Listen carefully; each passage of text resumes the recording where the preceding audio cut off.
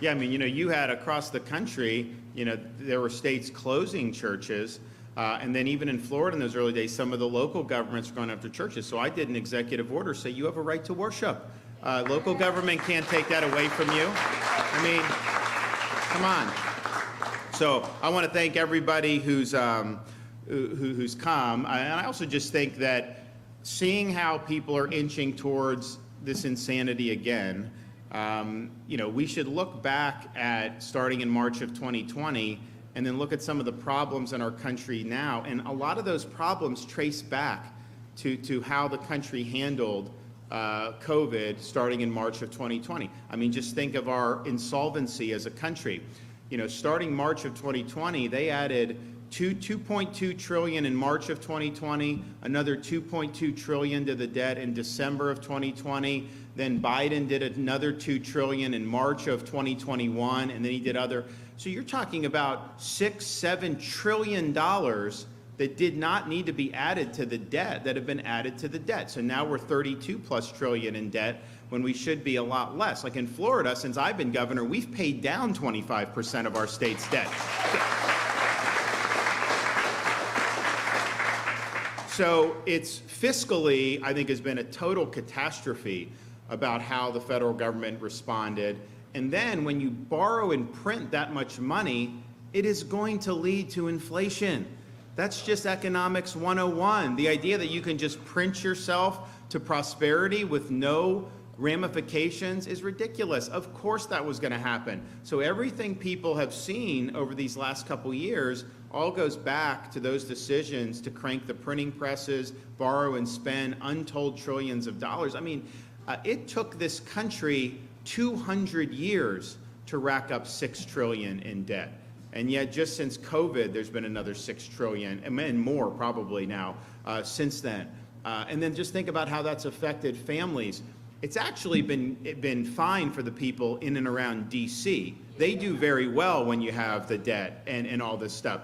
You have five of the 8 wealthiest counties in our country are suburbs of Washington, D.C. now. So, why are they that way? It's because the political connection and all the money that's thrown around.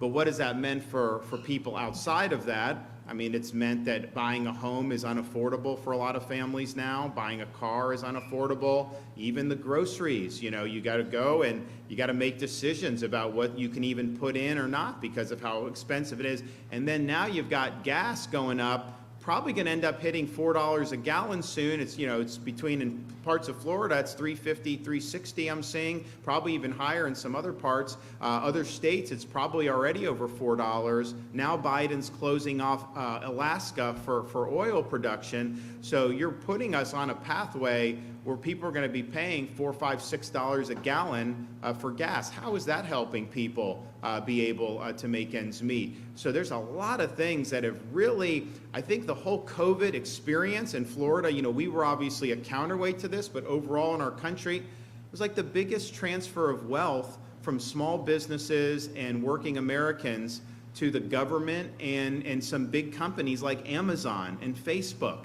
That is not good policy. That is not what you want to do. So we've got to just be honest about some of the cataclysmic mistakes that were made in this country, and we cannot allow this to unfold again. So, it may just be, just one district is imposing mask mandates. Why in Florida we're protected? Why should we care? We care because it's wrong. We care because we want people to be able to live a good life. And as we see this stuff being orchestrated, trying to shove down people's throats, there needs to be pushback, because there wasn't pushback back in March of 2020. I can tell you, as somebody that pushed back, I was on an island. I didn't have a lot of people support me. I certainly didn't have, the bureaucracy, the media, the left, the Democrats, but even a lot of Republicans were attacking me, at the time. That's fine. I mean, my job as a leader is to do what's right. But there were a lot of people that I think wish that they would have spoke up sooner. And so now we're going to speak up. If they try coming for you on any of this stuff in the state of Florida, you are protected, and so you don't have to worry about it. But if you're in another jurisdiction, do not comply with this nonsense. Stand up for your rights and stand up for yourself.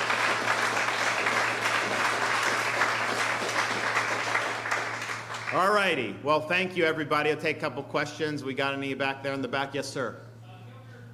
The local teacher union was raided by the FBI and the IRS yesterday. Do you have any insight as to what that might have been about? Were you surprised when you heard about that? I have no insight about that. I think, as you guys know, those are federal agencies. They're not anything that the state has control over or gets advance warning on any of the stuff that they do. So I saw the report, but I don't know anything beyond that. Yes. Mr. Governor, I would like to say thank you for your service in the military, veteran. I'm a retired combat veteran as well. What service? U.S. Air Force. Okay. Thank you for your service.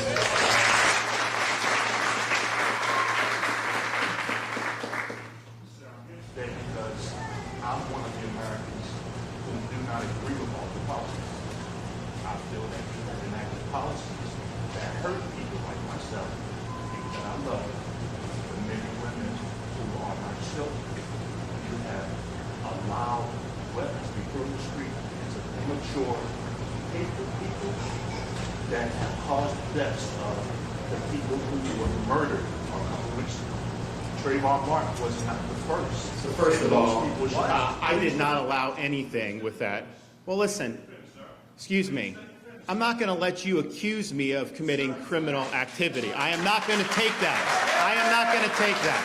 So you want to have a civil conversation, that's one thing. Try to say that I'm letting, that guy was Baker acted. He should have been ruled ineligible, but they didn't involuntarily commit him, and so they weren't. No, there is the truth. There is something about the truth. It's not everyone doesn't have their own truth. No. You don't get to come here and blame me for some madman. That is not appropriate, and I'm not going to accept it. Yeah. Oh, that is nonsense. That is such nonsense. We've done more to support law enforcement in this state than anybody throughout the United States. Our crime rate in Florida is at a 50-year low. We have enacted policies so that people have a chance to live in safety. We have attracted people to come to this state in large part because we've had a commitment to public safety. So the notion that somehow we're not supportive of safety is absurd. And we've put our money where our mouth is. We've put support behind policies to hold people accountable who hurt other people. You haven't seen us releasing people from prison. When they hurt, when you do the crime, you do the time.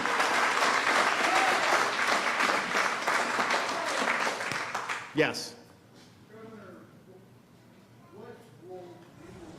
Public officials should play in breaking down divisions perceived or not perceived, regardless of political ideology.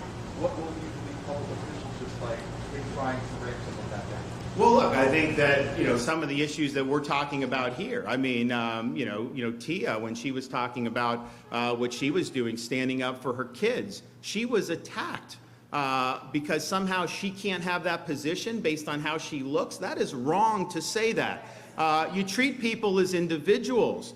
You want to lift people up as individuals, and that's how people should be judged. And on these issues, on all this, you know who the mandates hurt the most? It did not hurt the rich laptop class. They liked working in their pajamas, right? It hurts people who had to actually show up to work in order to earn that paycheck. And those are the people we stood up for in Florida when nobody was willing to do it. So doing what's right and doing what's best for folks to be able to make the most of their God-given ability, that's what we stand for, and that's what we've got to do. Yes, ma'am, one more.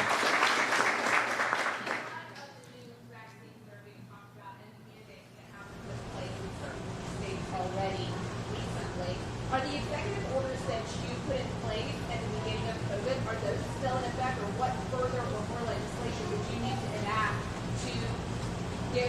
Oh, no, so that's a great question. So what would Florida need to do to protect? First of all, yes, we did do executive orders early on to protect people, but we have worked with the legislature to enact these protections into law. So it's law in the state of Florida. It doesn't matter. It's law in the state of Florida that kids can go to school. The school cannot force your kid to wear a mask during school. I mean, you know, that's just the right thing to do. So that's a parent's choice. We had the fight. Tia mentioned how they defied us on the Parents' Bill of Rights.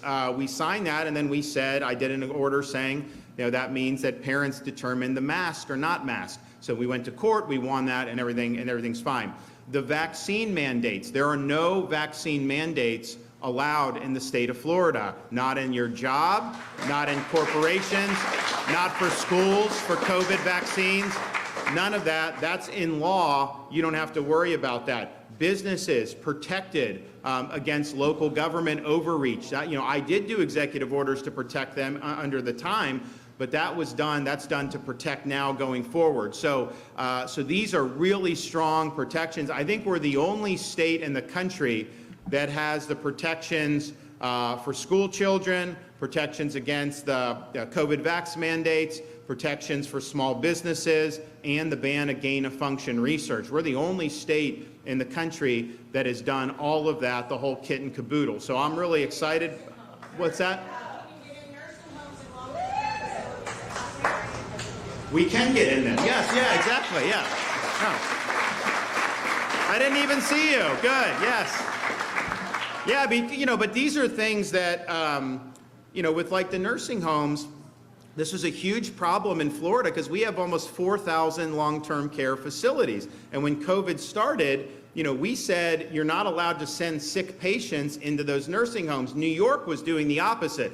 They were sending sick patients from hospitals into nursing homes. It was spreading, and a lot of the elderly were dying. So we tried to, you know, we did protections, and it was good, but, and Mary's here, you know, it's one thing to do that for a short period of time, but you have to provide this human connection. So we were the first state in the country, you know, to mandate the visitation for these long-term care facilities, and that's something that's important. And then we really pushed the hospitals to do the same thing. Eventually, we actually had to do legislation, the No Patient Left Behind Act. So in Florida, you have a right to visit your loved ones in the hospital, especially when they have these, you know, really sensitive moments, end-of-life moments, very, very important. And to say that you can just put someone up on an iPad screen and that's going to be the same, it is not the same. And so we recognize that very early. The legislature, fortunately, with the hospitals, provided that type of support,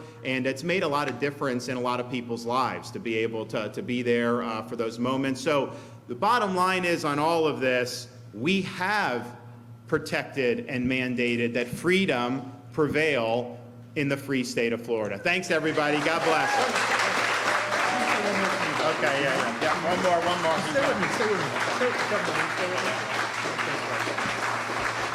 Hey guys, I want to say one more thing because it's something that's really frustrated me. The gentleman that was speaking a moment ago